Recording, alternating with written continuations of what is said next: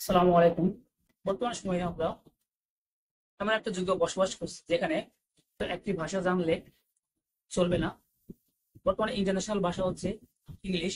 So আপনাকে বাংলার পাশাপাশি আপনাকে ইংলিশ ল্যাঙ্গুয়েজের উপরও দক্ষতা থাকতে হবে। কিন্তু অনেক সময় দেখা যায় আমাদের সবার ক্ষেত্রে ইংলিশ দক্ষতা অর্জন করা সম্ভব হয় না।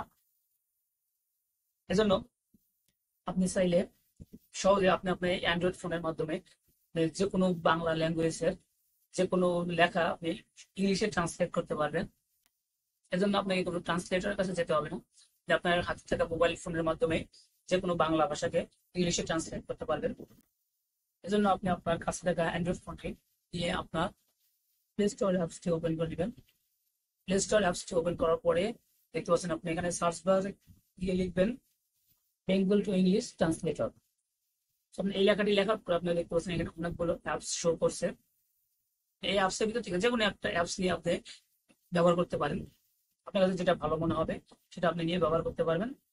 So, আপনি দেখতে পাচ্ছেন আমার একটা অ্যাপস ইনস্টল করা আছে। আমি অ্যাপসটি ওপেন করে নিলাম। ওপেন করে নেওয়ার পর আপনি দেখতে পাচ্ছেন উপরে লেখা আছে বেঙ্গল টু ইংলিশ।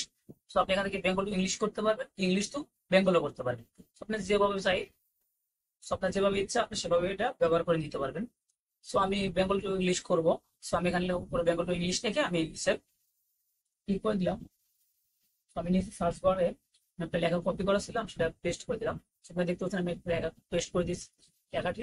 আমি নিচে অ্যারো চিহ্ন নিচে আমি অ্যারো চিহ্নতে ক্লিক করার পরে আপনারা দেখতে পাচ্ছেন এটা বেঙ্গল থেকে ইংলিশে ট্রান্সলেটর হয়ে গেছে। আমি আপনাদের আরেকটা লেখা ট্রান্সলেট করে দেখাচ্ছি। দেখতে পাচ্ছেন আমি আরেকটা লেখা পেস্ট করে দিলাম। পেস্ট করার পরে অ্যারো চিহ্নতে ক্লিক করার পরে আপনি দেখতে পাচ্ছেন এটাও বাংলা থেকে ইংলিশে ট্রান্সলেট হয়ে গেছে। আপনারা চাইলে এভাবে বাংলা থেকে ইংলিশে এবং কিংবা ইংলিশ থেকে বাংলায় ট্রান্সলেট করে আপনি আপনার প্রয়োজনীয় কাজ সমাধান করতে পারেন।